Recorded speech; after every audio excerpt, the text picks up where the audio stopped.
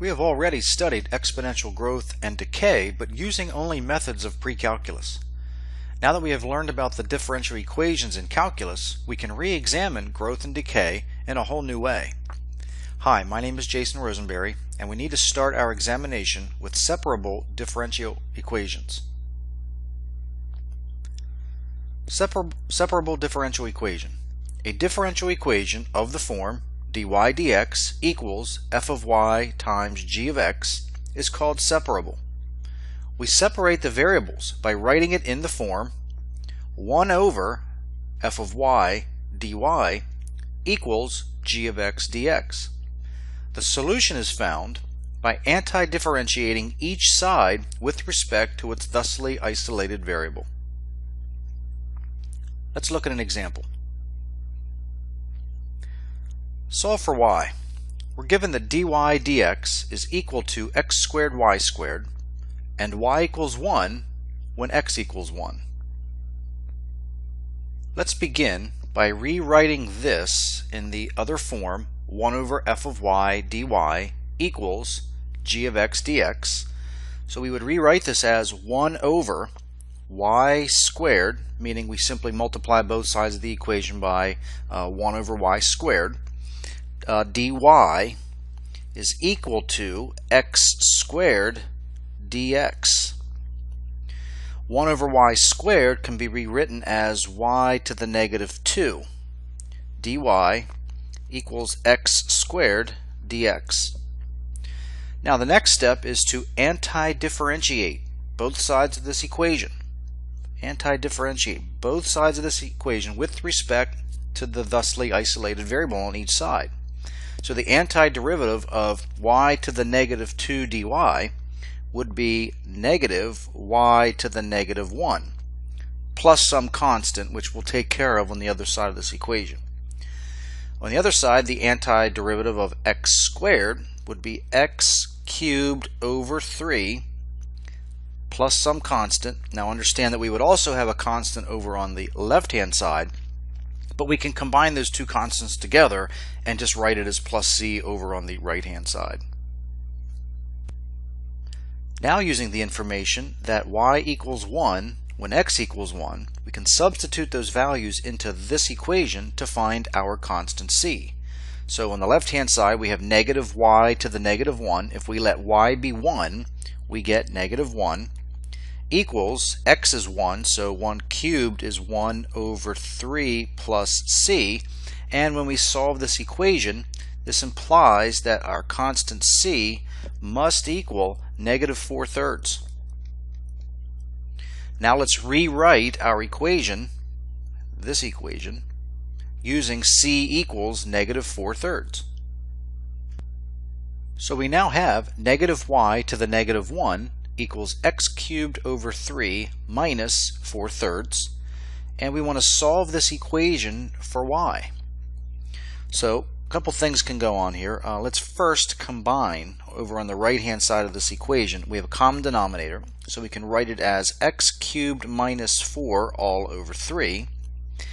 Now we can go ahead and multiply both sides by negative 1 or divide both sides by negative 1. That gives us y to the negative 1 equals 4 minus x cubed over 3. And now let's go ahead and to solve for y, remember this is 1 over y, so we can take the reciprocal of both sides of this equation. Taking reciprocal of both sides, we get y is equal to 3 over 4 minus x cubed. Now this solution is only valid for the continuous section of the function that goes through the point 1, 1. So we have to say that y equals 3 over 4 minus x cubed when when x is in the interval from negative infinity up to, well, what value would cause denominator to equal 0? That would be the cube root of 4. So our solution, y equals 3 over 4 minus x cubed, is only valid for values between negative infinity and cube root of 4. Now we will begin our exploration of growth and decay. we have seen enough growth and decay models to know that the growth or decay is proportional to the amount present. The more bacteria in the dish, the faster it grows. Let's look at the differential equation that describes this growth. Differential equation for growth and decay. If y changes at a rate proportional to the amount present, then the equation is dy dt equals ky, where k greater than 0 represents growth and k less than 0 represents decay. The number k is the rate constant of the equation. Let's now solve this equation for y with the technique of separable differential equations that we used in a previous problem. So let's start with dy dt equals ky, and we'll rewrite this equation in the form of 1 over f of y dy equals some function times its derivative. Or in this case, we could write it as 1 over y dy equals k dt. Now we anti-differentiate both sides of the equation with respect to the individual variables. On the left-hand side, the antiderivative of 1 over y dy is natural log of absolute value of y. Over on the right, plus some constant that we will kick over to the right-hand side of this equation. On the right-hand side, we have the antiderivative of a constant with respect to t, so that would just be kt plus constant. And again, we've combined those two constants, the one on the left-hand side of the equation with the one on the right-hand side equation. Now let's base e both sides of the equation. E to the natural log of absolute value of y equals e to the kt plus c. And that's going to leave us with absolute value of y equals e to the kt plus c. And now using rules of exponents, we can rewrite the right-hand side of this equation as absolute value of y is equal to e to the k times t times e to the c. Now we can drop the absolute value symbols by introducing a plus minus. So we can rewrite this as y equals, and I'm also going to switch the order of these two factors. So y equals plus or minus e to the c times e to the k times t. And this right here, this whole term would end up being a constant that we're going to now simply call a. So we have y equals plus or minus a times e to the kt power. So now we can recall the various growth and decay formulas from earlier with an understanding of how they are derived. So the law of exponential change. If y changes at a rate proportional to the amount present, dy dt equals ky, and y equals y sub 0 when t equals 0, then y equals y sub 0 times e to the kt power. The constant k is the growth constant if k is positive, or the decay constant if k is negative. Let's recall the formula for compound interest. Compound interest. The formula for compound interest is a of t equals a sub 0 times the quantity 1 plus r over n to the nt power, where a sub 0 is the amount invested, r is the interest rate, and n is the number of times interest is added, compounded, to the account per year. Specifically, let's review continuously compounded interest. If interest is compounded continuously, then the differential equation is dA dt equals r times a. The initial condition is a sub 0, a of 0 is equal to a sub 0, and the amount of money after t years is a of t equals a sub 0 times e to the rt, where r is the continuous interest rate. Let's work an example. Find the amount of time required for a $2,000 investment to double if the interest rate of 4.75% is compounded a, monthly, b, continuously. Let's start with part A. We'll use the formula A of t equals a sub 0 times the quantity 1 plus r over n to the nt power. We want our investment to double, so the final amount will be $4,000 when the initial amount is $2,000, times 1 plus, the interest rate is 4.75%, so we would write that as 0.0475 over n, number of times that the interest is compounded in 1 year. We're told monthly. That implies that n is equal to 12. We now want to raise this to the nt power, or 12 times t. Now we want to solve this equation for t. So we can divide both sides of the equation by 2,000. So that gives us 2 equals the quantity 1 plus 0.0475 over 12 to the 12t power. We will now take the natural log of both sides of the equation. So imagine natural log 2 equals natural log of 1 plus 0.0475 over 12, all of that to the 12t power. And now we can use our properties of logarithms. We can bring the exponent 12t out in front of this natural log. So rewriting that,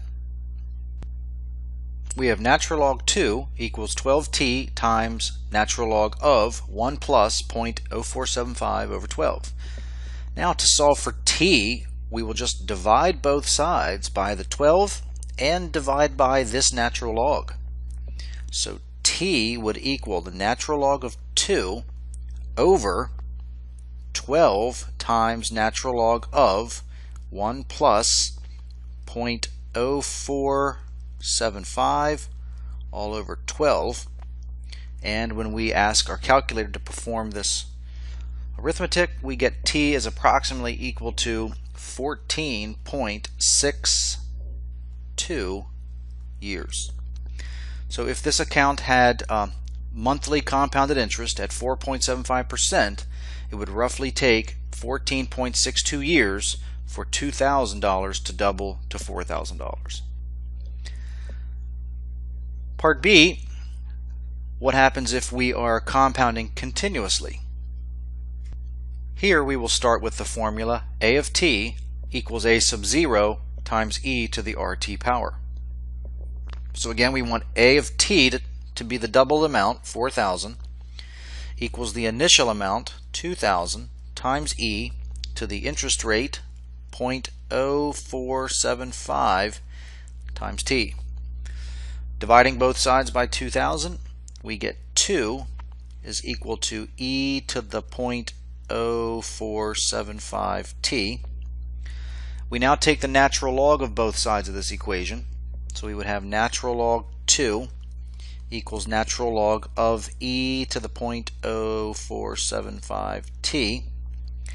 And taking the natural log of both sides, we have still natural log of 2 on the left hand side, and over on the right hand side we would just get 0.0475 t. Now we divide both sides of this equation, solving for t, divide both sides of this equation by 0.0475. So t equals the natural log of 2 divided by 0.0475, and this is an approximately equal to the value 14.59 years. Next we will explore radioactivity. Radioactive decay is the process of an atom's nucleus emitting some of its mass in the form of energy and reforming it into a different element. Those elements whose atoms spontaneously go through this process are called radioactive. Radioactive decay formula. The formula for radioactive decay is y equals y sub 0 times e to the negative kt, where k is positive, y sub 0 is the amount present at time 0, and y is the amount present at time t. The half-life of a radioactive substance is the time required for half of the radioactive nuclei present in a sample to decay. Find the formula for the half-life of a radioactive substance with decay equation y equals y sub 0 times e to the negative kt, and show that it depends only on the decay constant k. So let's start with y equals y sub 0 e to the negative kt. Now recall that the concept of half-life means that we are left after some amount of time passes, we are left with half of what we started with. So y would equal 1/2 of what we started with, y sub 0. So making that substitution, we would have 1/2 y sub 0 equals y sub 0 times e to the negative kt. Now we can divide both sides by y sub 0, giving us 1/2 is equal to e to the negative kt. Taking the natural log of both sides, we would have natural log of 1/2 equals natural log e to the negative kt. The natural log of 1/2 can be rewritten as negative natural log 2, and on the right hand side the natural log and e are inverse functions of one another, leaving us with just negative kt. And now solving this equation for t, dividing both sides by negative k, we get t is equal to the natural log of 2 over k. So here we have the formula for half-life, and since the natural log of 2 is a constant, we can see that this formula only depends on k. Growth equation for bases other than e. The formula for growth using a base other than e is given by y equals y sub 0 times b to the h times t, where b is the base and h is a rate constant, related to k by the equation k equals h times natural log b. Let's turn our attention to Newton's law of cooling. Newton's law of cooling.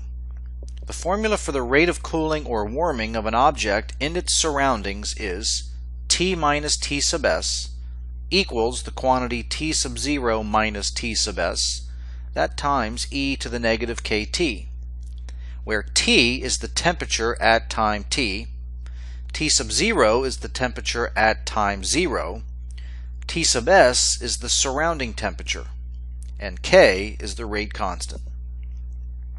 Let's try an example.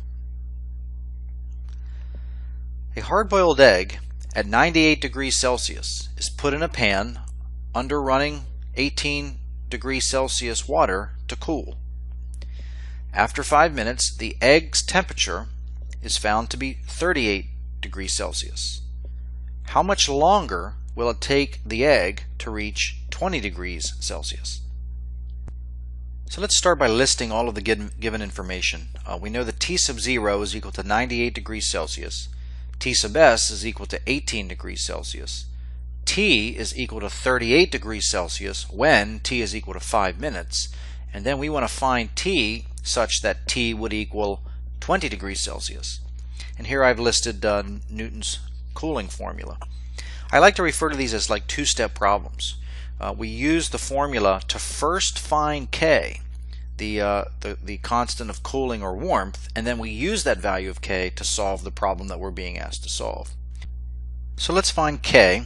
We know that T is equal to 38 minus T sub s, which is 18, equals the quantity T sub 0, which is 98, minus T sub s, which is 18, times e to the negative kt, and t is 5.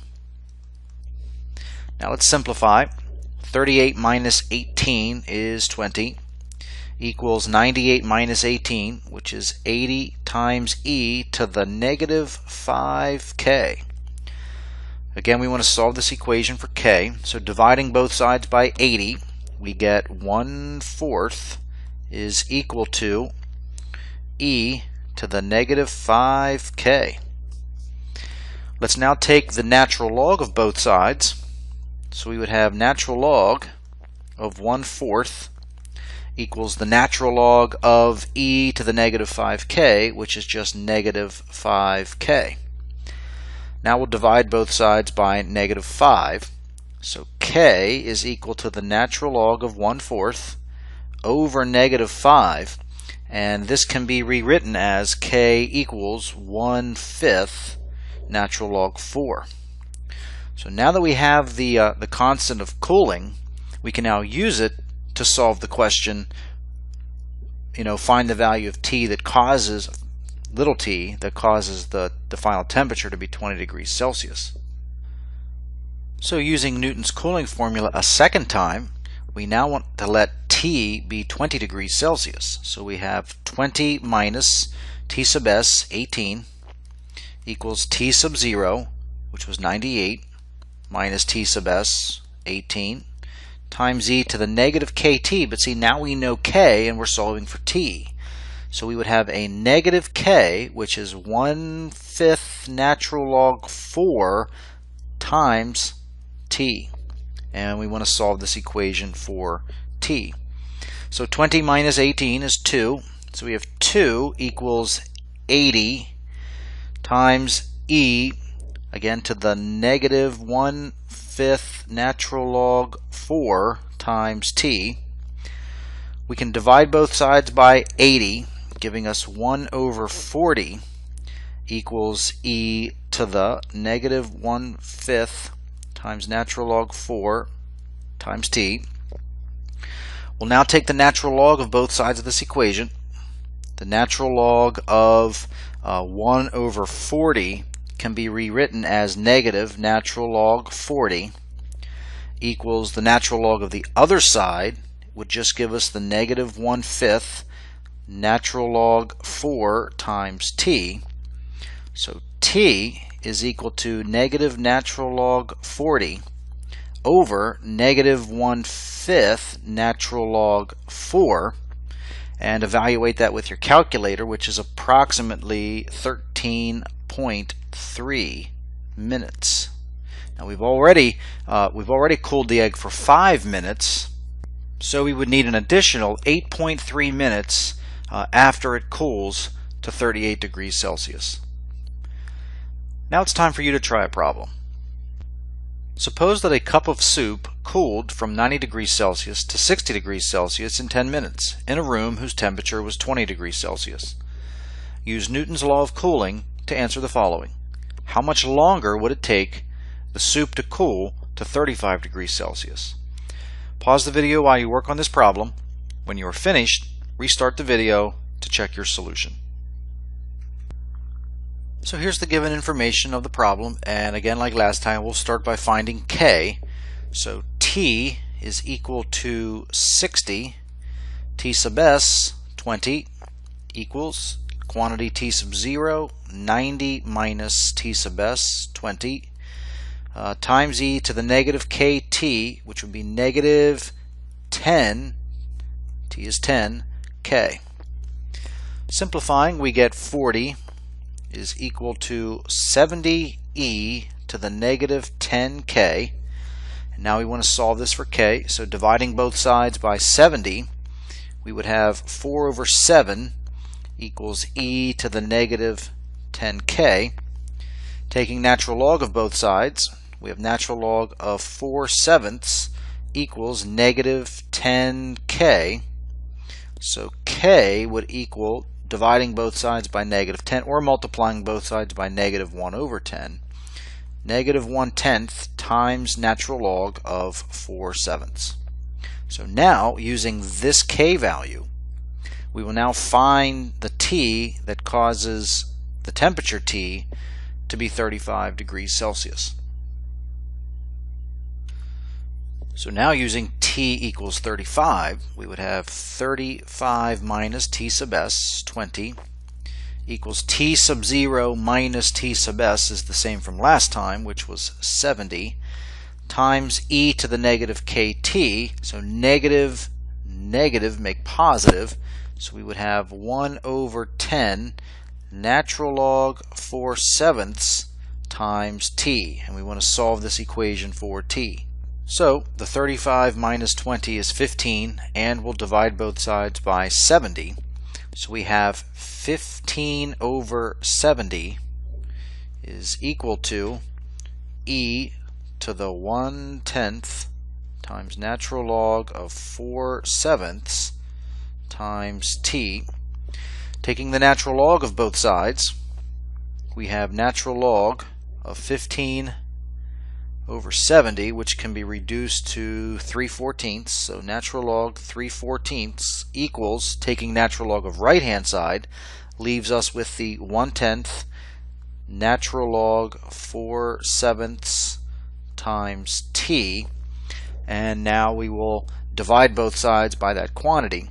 So t equals the natural log of 3/14 over 1/10 times natural log of 4/7, and evaluating with calculator, you get this is equal to approximately 27.53 minutes. So again, remember that we've already cooled for 10 minutes, so we need roughly an additional 17.53 minutes for the soup to cool to 35 degrees Celsius.